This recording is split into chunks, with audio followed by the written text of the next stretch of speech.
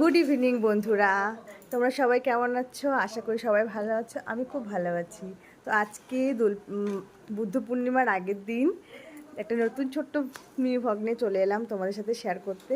আমাদের বাড়িতে আগামী দিন পুজো আছে, তো তার জন্য বৌদি কী কী রান্না করছে ভগবানকে নিবেদন করার জন্য তোমাদেরকে ছোট্ট ভ্লগের মাধ্যমে সেটা শেয়ার করব। দেখো দেখো আমার বৌদি খুব সুন্দর ঠাকুরের জন্য খই মেখেছে। এটাকে মুরকি বলা হয়। তাছাড়া একে কী বলে তোমরা একটু আমাকে কমেন্টে জানিও। আমাদের এখানে এটাকে মুরকি বলা হয়।